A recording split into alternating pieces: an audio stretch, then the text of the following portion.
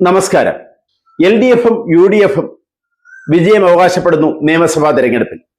വിജയിച്ചു കഴിഞ്ഞാൽ UDFിന്റെ മുഖ്യമന്ത്രി സ്ഥാനാർത്ഥി ആര്? ഒരുപാട് ചർച്ചകൾക്ക് തുടക്കമിട്ട് കഴിഞ്ഞു. തമ്മിലടികൾക്കും കളത്തിൽ പോരിനും യാതൊരു കുറവുമില്ല. എന്നാൽ ഇത്തരം ചർച്ചകൾ നിരോധിക്കണമെന്നും സൈബർ പോരാളികളെ നിരോധിക്കണമെന്നും താക്കീത് ചെയ്യണമെന്നും ആവശ്യപ്പെടുകയാണ് കോൺഗ്രസ് നേതൃത്വം.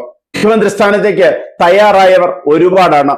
ഇലക്ഷന് മുമ്പ് തന്നെ ഒരുപാട് അവമതിപ്പ്, പ്രശ്നങ്ങൾ, നാണക്കേടുകൾ ഉണ്ടാക്കി വെച്ചു കോൺഗ്രസ്. ഭരണവിരുദ്ധ വികാരം പൂർണ്ണമായി നേടാനാകാതെ കോൺഗ്രസിന്റെ സ്ഥാനാർത്ഥി മോഹികൾ തമ്മിലടിക്കുകയായിരുന്നു.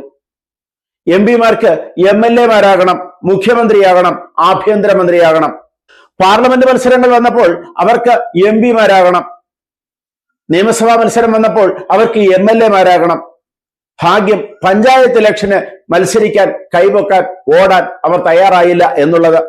ഭരണവിരുദ്ധ വികാരത്തിന്റെ നേട്ടം മുഴുവനും ഉൾക്കൊള്ളാനാകാതെ പോയത് MP-മാരുടെ ചർച്ച തന്നെയാണ്.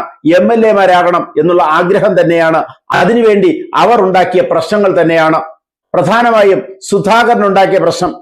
കോൺഗ്രസിൽ സുധാകരനെ സംബന്ധിച്ച് ഏത് സീറ്റും അർഹതയുള്ള മനുഷ്യനാണ്.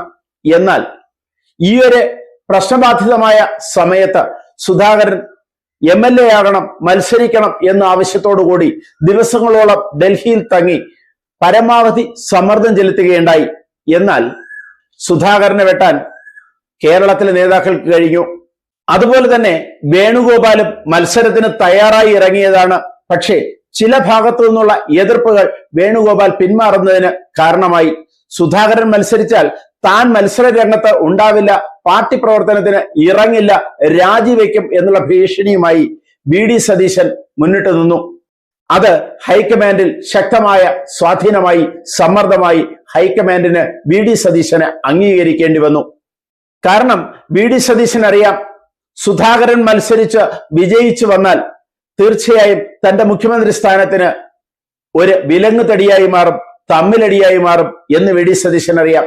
അപ്പോൾ ആദ്യത്തെ വെട്ട് സുധാകരന് തന്നെ വെട്ടി. ആ വെട്ട് ഏൽക്കുകയും ചെയ്തു. സുധാകരന് മത്സരത്തിൽ നിന്ന് പിന്മാറേണ്ടി വന്നതല്ല, സുധാകരന്റെ മത്സരത്തിൽ നിന്ന് ഹൈക്കമാൻഡ് എടുത്തു മാറ്റി. വേണുഗോപാലിന് ആദ്യമേ ശക്തമായ താക്കീത് കൊടുത്തു. വേണുഗോപാലും പിന്മാറി. ഇനിയിപ്പോൾ മുഖ്യമന്ത്രി സ്ഥാനത്തേക്ക് K സുധാകരനില്ല, വേണുഗോപാൽ ഇല്ല എന്ന് പറയാൻ കഴിയില്ല. നമുക്ക് ചർച്ച ചെയ്യാം. എന്നാൽ ആദ്യം മുഖ്യമന്ത്രി സ്ഥാനത്തേക്ക് എത്തുന്നതിന് മുന്നിട്ട് നിൽക്കുന്നത് രമേശ് ചെന്നിത്തലയും VD സതീശനും തന്നെയാണ്. ഇതിലാര് നേടും? ഹൈക്കമാൻഡിൽ നിന്ന് അല്ലെങ്കിൽ മുകളിൽ നിന്ന് നിർദ്ദേശങ്ങൾ വന്നു, വിജയിക്കട്ടെ, വിജയിച്ചിട്ട് തീരുമാനിക്കാം. MLA-മാർ തീരുമാനിക്കും.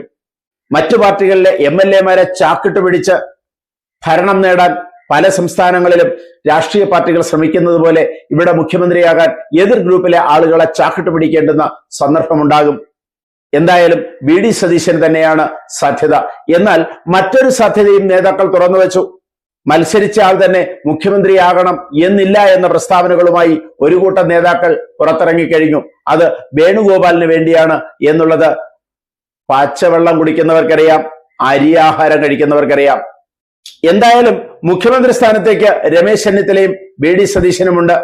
നിഴലായി കൂടെയുണ്ട് KC വേണുഗോപാൽ. ഒരാളിനെ, സുധാകരനെ ആദ്യമേ മാറ്റിയത് കൊണ്ട് ആ ഭാഗത്തു നിന്നുള്ള സമ്മർദ്ദമില്ല. എന്നാൽ മുഖ്യമന്ത്രി സ്ഥാനത്തേക്ക് ഇപ്പോൾ സമ്മർദ്ദം ചെലുത്താമായിരുന്ന ഒരാൾ പുറകിൽ അങ്ങനെ നിൽക്കുന്നുണ്ട്.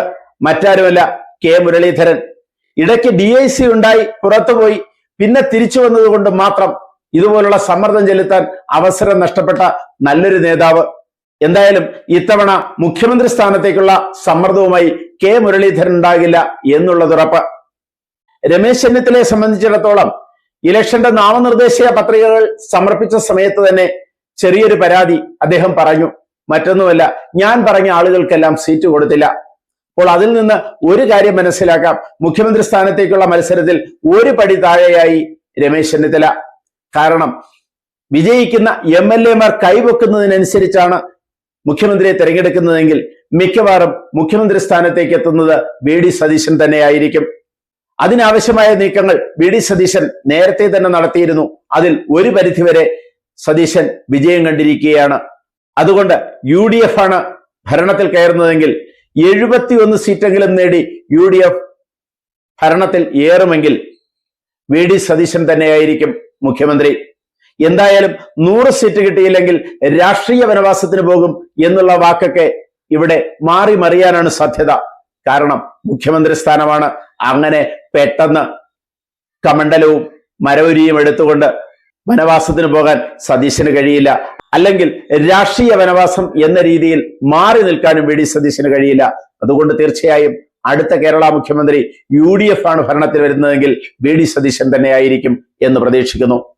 കോൺഗ്രസ് അല്ലേ, തമ്മിലടിക്കും കുത്തിത്തിരിപ്പിനും കാലുവാരലിനും ഒന്നും യാതൊരു കുറവുമില്ല. എന്ത് മുകളിൽ നിന്നും സുഗ്രീവാജ്ഞ വന്നാലും കോൺഗ്രസിനെ സംബന്ധിച്ച് തമ്മിലടി ഉറപ്പ്. ആ ഉറപ്പില്ലെങ്കിൽ പിന്നെ അത് കോൺഗ്രസ് അല്ലാതാകണം. KPCC പ്രസിഡന്റിനോട് മാധ്യമപ്രവർത്തകർ ചോദിച്ചു, MLA അല്ലാത്തയാൾ മുഖ്യമന്ത്രിയാകാൻ സാധ്യതയുണ്ടോ എന്ന്. എന്നാലും കുഴപ്പമില്ല എന്ന അർത്ഥം വരുന്ന മറുപടി കൊടുത്തുകൊണ്ട് അദ്ദേഹം ചർച്ചയ്ക്ക് ശക്തിയേകി. എന്നാൽ ചെന്നിത്തലയും KC വേണുഗോപാലും VD സതീശനുമൊക്കെ ഇപ്പോൾ ഈ ചർച്ചയുടെ ആവശ്യമില്ല, റിസൾട്ട് വരട്ടെ എന്ന രീതിയിൽ ചർച്ചകളിൽ നിന്ന് ഒഴിഞ്ഞു നിൽക്കുകയാണ്. മുൻപ് K കരുണാകരന്റെയും AK ആന്റണിയുടെയും ഉമ്മൻചാണ്ടിയുടെയും ഒക്കെ കാലത്ത് തീർച്ചയായും അടുത്ത മുഖ്യമന്ത്രി ആര് എന്ന് ജനത്തിന് ബോധ്യമുണ്ടായിരുന്നു ഭരണം കിട്ടിയാൽ. എന്നാൽ ഇന്ന് അതല്ല സ്ഥിതി.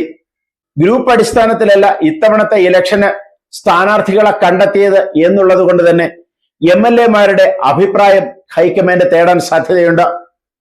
എങ്കിലും നിലവിലെ സാഹചര്യത്തിൽ UDF-നാണ് ഭരണം കിട്ടുന്നതെങ്കിൽ VD സതീശനായിരിക്കും മുഖ്യമന്ത്രി എന്ന് കരുതുന്നു. കൂടുതൽ വാർത്തകളും വിശേഷങ്ങളുമായി ഉടൻ ദയവായി ഈ ചാനൽ സബ്സ്ക്രൈബ് ചെയ്യുക.